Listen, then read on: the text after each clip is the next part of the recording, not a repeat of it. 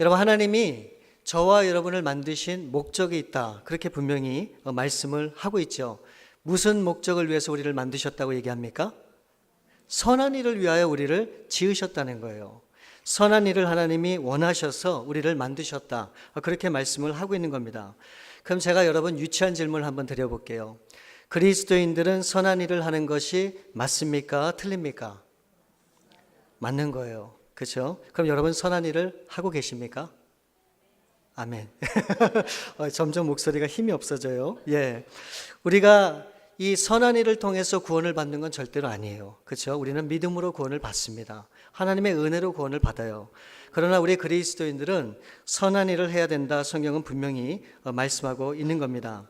그럼 우리가 이런 생각을 해야 돼요. 그럼 과연 선한 게 무엇인가? 그렇잖아요. 선한 일을 해야 되는데 과연 선한 게 무엇인가를 우리가 분명히 알아야 됩니다. 근데 오늘 이 본문 말씀에 보면 이 선한 일이 무엇인지에 대해서 정확하게 얘기를 하고 있지 않아요. 그래서 이 에베소서 전체를 이렇게 보게 되면 우리가 생각해 볼 수 있어요. 아, 선한 일이 무엇인가? 우리가 분명히 알 수 있는데 그것은 하나님의 사랑을 실천하는 모든 일이 다 선한 일이다, 그렇게 얘기를 할 수 있는 거예요. 여러분, 다른 말로 얘기하면 이 선한 일이라고 하는 것은 하나님의 사랑과 연관이 되어 있다라고 하는 것을 우리가 알 수 있습니다. 여러분, 하나님께서 사람을 만드실 때 하나님께서 하나님의 형상을 따라 사람을 창조하셨다 그랬죠. 여기에 보면은 영어로 God's image라고 되어 있거든요. 그러니까 이 하나님의 형상이 뭡니까? 하나님의 모양과 하나님의 모습이라는 거예요. 그러니까 여러분 속에는 뭐가 있느냐? 뭐가 있죠? 하나님의 형상이 있는 거예요. 하나님의 모습이 있다라고 하는 겁니다. 왜요? 하나님께서 하나님을 닮은 모습으로 우리를 창조하셨기 때문에 그렇다는 거예요. 예. 그러면 우리 안에 있는 하나님의 형상이 무엇일까? 이게 또 중요하잖아요. 우리 안에 있는 하나님의 형상이 뭘까요? 예, 뭐라고 생각하세요, 여러분? 여러분, 여러 가지로 생각할 수 있겠지만 저는 그게 분명히 믿어요. 그게 하나님의 사랑이라는 겁니다. 사랑이 우리 안에 있다는 거예요. 예. 그 하나님의 사랑의 모습이 우리 가운데 있다라고 하는 겁니다. 여러분, 사람이 언제 가장 행복한 줄 아세요? 사랑을 할 때, 사랑을 받을 때가 정말로 행복할 그런 삶을 살아가는 때라고 하는 겁니다. 여러분, 지금 이 자리에 계신 분들, 지금 말고 여러분들이 젊었을 때를 한번 상상해 보세요. 한참 연애할 때 여러분 어떠셨어요? 저는 정말 제 개인적으로 보면 저는 불같은 사랑을 했습니다. 예, 제가 정확하게 하루도 안 틀리고 7개월 동안 딱 연애를 하고 제가 결혼을 했거든요. 여러분 아시죠? 성경에서 7이라고 하는 숫자가 완전수입니다. 예. 그래서 제가 이렇게 보면 아, 정말 7개월 하기를 잘했다. 제가 이렇게 보면은 정말 잘 살잖아요. 행복하잖아요. 안 그렇습니까? 예. 그렇게 연애를 했거든요. 제가 잠깐 설명을 드리면 아침에 새벽 예배 갔다가 우리 집사람 집 앞에 가서 픽업을 해요. 그럼 이제 직장을 출근하기 위해서 버스 정류장이 있는데 한 100m밖에 안 돼요. 그럼 거기까지 픽업해서 가서 그 앞에서 기다리다가 버스가 오면 태워서 보내고 또 끝날 때쯤 그 버스 정류장에 가서 또 기다려요. 그래서 이제 나오면 다시 픽업을 해서 한 8시 앞까지 데이트를 하다가 집에 보내죠. 그러면 끝인가요? 아니죠. 또 집에 가서 뭐 합니까? 전화해야죠. 그래서 진짜 거짓말 안 하고 1시나 2시까지 하다가 한 번 저희 아버님한테 들켰어요. 그래서 정말 쫓겨날 뻔했습니다. 근데 하여튼 그렇게 제가 했거든요. 그럼 여러분, 제가 지쳤을까요? 힘들었을까요? 에브리데이 그것을 7개월 동안 했거든요. 예, 뭐라고요? 하나도 안 힘들었어요. 하나도. 정말 힘들 줄 모르고 그렇게 7개월을 제가 연애하면서 그렇게 결혼을 했다란 말이죠. 여러분, 오늘날 교회에 참 많은 문제가 있어요. 옳고 그렇다 그래갖고 막 싸우는 것들이 얼마나 많은지 몰라요. 여러분, 교회만 그렇습니까? 우리 개인적인 사람과의 관계에 있어서도 서로 의견이 안 맞아갖고 다투고 싸우는 일들이 얼마나 많아요. 여러분, 그러면 정말 문제가 뭔지 아십니까? 의견이 안 맞고 옳고 틀려서 그게 문제가 아니라 우리 가운데 사랑이 없기 때문에 문제예요. 여러분, 정말로 한번 사랑 한번 해보세요. 이해가 안 되세요? 여러분, 사랑하면 용서가 안 되세요? 정말 사랑하면 그게 못 받아들여집니까? 왜 옳고 그름을 다 가지고 싸우는가? 이유는 단 한 가지예요. 사랑이 없기 때문에 그래요. 여러분, 교회가 분란이 있고 어려움이 있다고 하는 것은요, 그 이유예요. 여러분 분명히 아시기 바랍니다. 그런 다툼과 그런 의견 차이가 있고 서로 시기하고 질투하는 모습이 있다고 그러면 그곳에 하나님은 계시지 않아요. 계시지 않아요. 그런 사람들이 모여있는 곳에서 어떻게 하나님이 기뻐 영광 받으시고 예배를 받으시겠어요? 그건 아니거든요. 여러분, 진정한 행복은 사랑하는 데 있어요. 그리고 우리가 사랑을 하면 그 가운데 진정한 하나님의 행복이 우리 가운데 넘치게 되어 있습니다. 여러분, 하나님께서 아담과 하와를 그렇게 만드셨어요. 근데 여러분, 어느 날 이 아담과 하와가 가지고 있었던 이 사랑이 깨어지고 벽이 생기게 됩니다. 왜 그렇습니까? 욕심 때문에 그래요. 욕심 때문에. 그래서 결국 이 욕심 때문에 이 아담과 하와가 죄를 짓게 되고 그 죄 때문에 이들이 가지고 있었던 사랑이 완전히 다 파괴가 되는 겁니다. 그래서 이제 더 이상 사람의 관계 속에서는 그 사랑을 깨닫지 못하고 이제는 세상의 것으로 눈을 돌려서 이 세상의 것으로 만족하기 시작했던 겁니다. 그래서 사람보다 물질을 더 귀하게 여기고 이 사람을 귀하게 여기는 마음이 다 사라지다 보니까 우리 마음속에 이기적인 그런 마음들이 생기게 되는 거예요. 여러분, 이스라엘의 초대 왕인 이 사울을 보시면 이 보통 사람보다 이 머리가 하나가 더 크다 그러니까 상당히 큰 사람이었었습니다. 또 외모도 준수하다고 그랬고 또 이 부모를 잘 헤아릴 줄 아는 그런 효도하는 그런 마음도 있었던 좋은 사람이에요. 그뿐만이 아니라 힘도 좋아 장수였다, 성경은 그렇게 말씀하고 있죠. 그래서 이스라엘 백성들이 그를 왕으로 세우게 됩니다. 근데 사무엘상 18장 말씀에 보게 되면 이 블레셋하고 이 이스라엘과 싸움을 할 때 이 다윗이 이 골리앗과 이 싸움을 하잖아요. 그래서 이 다윗이 골리앗을 이긴 일로 인해 갖고 어떤 일이 생깁니까? 이제 많은 그 당시의 여인들이 그렇게 노래하기 시작했어요. 이 사울은 죽인 자가 천천히요, 이 다윗은 죽인 자가 만만이요. 그러니까 이 다윗과 이 사울을 비교를 하는데 이 사울보다 다윗이 10배나 훨씬 뛰어나다. 이 다윗을 사람들이 막 높이게 되는 겁니다. 그랬더니 사울 왕이 어떻게 됩니까? 화가 났죠. 그래서 어떻게 돼요? 그래서 이 다윗을 시기하고 질투하고 기회가 생기면은 무조건 이 다윗을 죽이려고 하는 거예요. 여러분이 비교하는 마음이 어디서부터 시작된 겁니까? 죄로부터 시작된 거예요. 여러분, 하나님이 처음에 만드신 이 에덴 동산은요, 죄가 없었잖아요. 그래서 이 모든 것이 다 은혜로 사랑으로 덮어졌던 그런 아름다운 곳이었었습니다. 근데 여러분, 그 벽이 없다고 하는 것, 이 문제가 없었다고 하는 것, 뭘로 알 수 있죠? 이 아담과 하와가 벌거벗었지만 수치감이 전혀 없었어요. 근데 어느 순간 이 아담과 하와가 죄를 짓자 제일 먼저 이들이 한 게 뭡니까? 자신의 수치감을 발견하게 돼요. 그 얘기는 뭡니까? 하나님 앞에 그전에는 벽이 없었는데 그 죄를 짓게 되므로 이제는 하나님과 이들 사이에 가로막고 있는 벽이 생겼다고 하는 겁니다. 그렇기 때문에 행복을 못 누리고 사랑하지 못하게 되는 그런 일들이 생기게 된 겁니다. 결국 이 죄로 인해서 결국 이 벽이 생기게 됐다라고 하는 것을 우리가 알게 되는 거죠. 여러분, 창세기 4장에 보게 되면 이 가인이 그 동생 아벨을 죽이잖아요. 그리고 이제 그곳을 떠나서 제일 먼저 이 가인이 한 게 뭔지 아세요? 자기를 위해서 성벽을 쌓았어요. 그것을 성경에 보면 에녹성이라 그렇게 이야기를 합니다. 왜 성벽을 쌓았을까요? 이제는 하나님의 도움을 받을 수 없기 때문에 이제는 내가 나 스스로를 지켜야 된다라고 하는 생각이 굉장히 강했던 겁니다. 여러분, 대부분 돈을 많이 버는 사람들이 돈을 많이 벌면 뭘 하는 줄 아세요? 벽을 쌓잖아요. 그렇죠? 큰 집을 쌓지요. 그리고 자신을 자꾸 보호하려고 그래요. 여러분, 오늘날 수많은 사람들이 자기 자신을 위해서 뭘 하는 줄 아세요? 벽을 쌓아요. 담을 쌓아요. 그래서 사람들로부터 내 자신을 보호하기 위해서 그렇게 한단 말이죠. 여러분, 그러다 보니까 어떤 일이 생깁니까? 우리의 관계가 단절이 됐어요. 대화가 안 돼요. 그리고 이기적인 생각과 마음으로 우리가 자꾸 이렇게 변화가 되는 겁니다. 그러다 보니까 우리의 모든 삶이 다 바뀔 수밖에 없게 되었던 겁니다. 여러분, 이제 우리가 처음으로 다시 돌아가서 생각을 해보게 되면 이와 같은 일이 우리 가운데 왜 생기게 된 겁니까? 그 이유는 한 가지예요. 우리가 하나님을 떠났기 때문에 그래요. 10절 말씀을 다시 한번 보시면 우리는 그가 만드신 바라 그리스도 예수 안에서 선한 일을 위하여 지으심을 받은 자니 이 일은 하나님이 전에 예비하사 우리로 그 가운데서 행하게 하려 하심이니라. 여러분, 우리는 선한 일을 위하여 지음받은 사람이라는 거예요. 근데 우리의 모습은 어떻습니까? 이기적인 모습으로 바뀌어 있어요. 우리 가운데 있었던 선한 모습이 다 사라지고 없는 겁니다. 이제 우리에게 남은 건 뭔지 아세요? 벽만 남았어요. 담만 남아 있는 겁니다. 근데 여러분, 우리가 이 벽 때문에 얼마나 마음이 아프고 숨이 가쁩니까? 얼마나 힘들어요. 그러니 우리를 사랑하신 하나님이 보실 때는 이것이 얼마나 답답하시겠습니까? 그래서 정말 우리 하나님께서는요, 우리의 이 처음 마음을 회복하길 원하셨어요. 그래서 하나님이 이제 하나님의 손길을 시작하시고 하나님의 역사를 시작하시게 됩니다. 우리 하나님이 하신 일이 뭔지 아세요? 벽을 허무는 거예요. 이 하나님과 사람 사이에 있었던 벽, 사람과 사람 사이에 있었던 벽을 우리 하나님이 허물기를 시작하는 겁니다.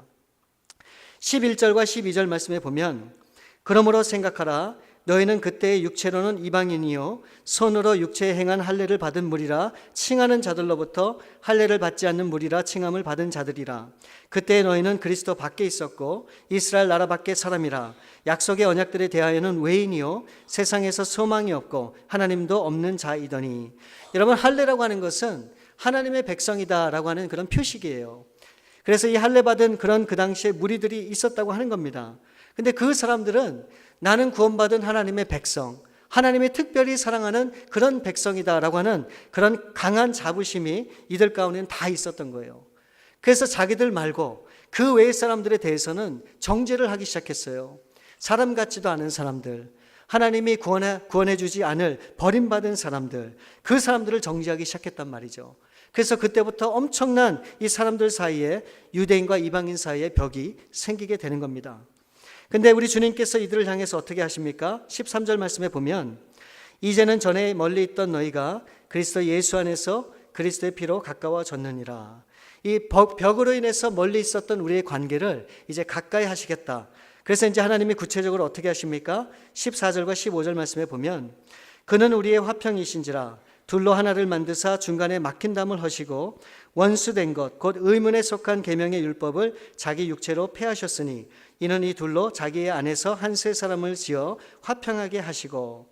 이제 막혀 있었던 그 모든 담을 자신의 육체로 완전히 무너뜨렸다, 그렇게 허무셨다라고 하는 것을 이야기하고 있는 겁니다.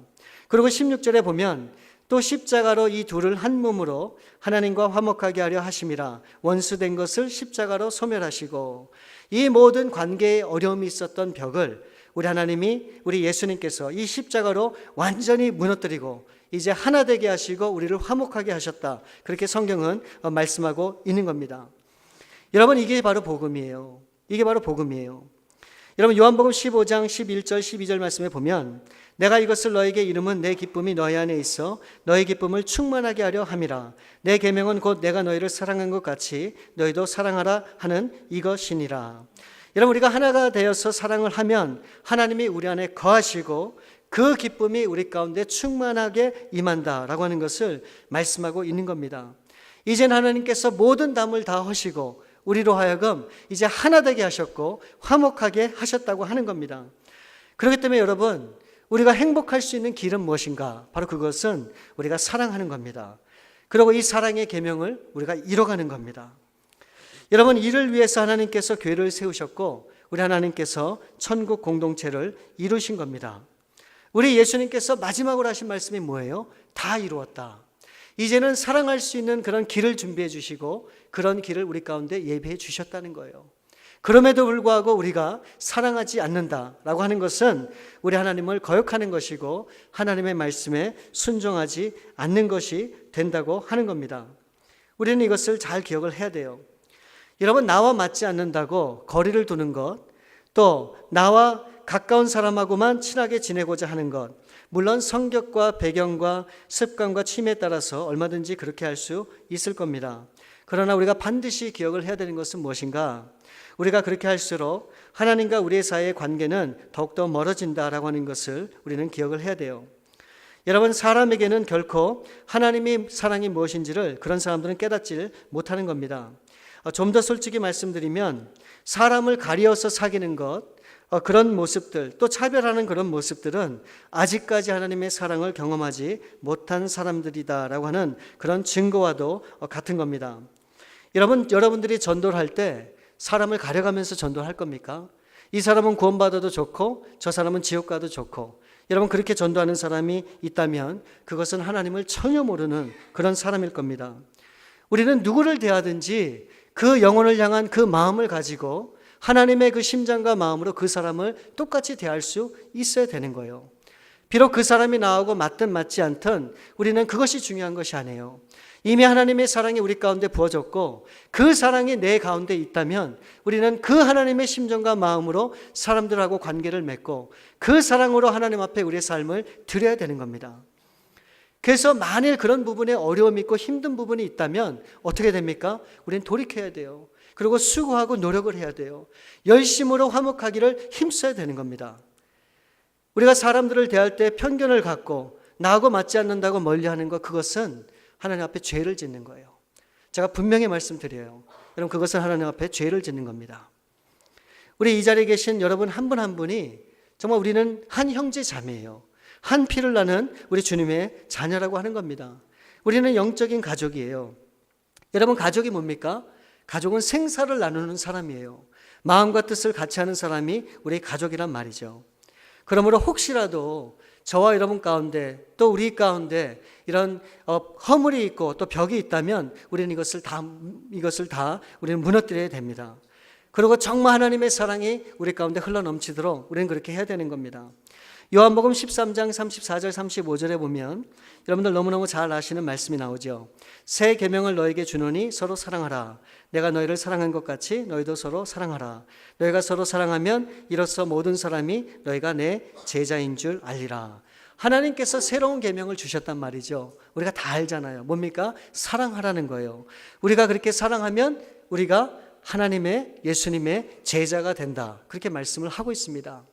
여러분, 제자가 어떤 사람인지를 명확하게 보여주고 있어요. 성경을 많이 알고 기도를 많이 하고 교회에 헌신하고 봉사하는 사람이 제자가 아니래요. 여러분, 정말 하나님의 제자, 하나님이 기뻐하는 제자는 누군지 아십니까? 그 사람은 사랑하는 사람이에요. 사랑하는 사람의 제자라 그렇게 말씀을 하고 있어요. 우리가 볼 때는 정말 신앙이 좋고 믿음이 좋아 보여도 그 사람의 행동과 말을 통해서 사랑이 나오지 않는다면 그 사람은 진짜 제자가 아니에요.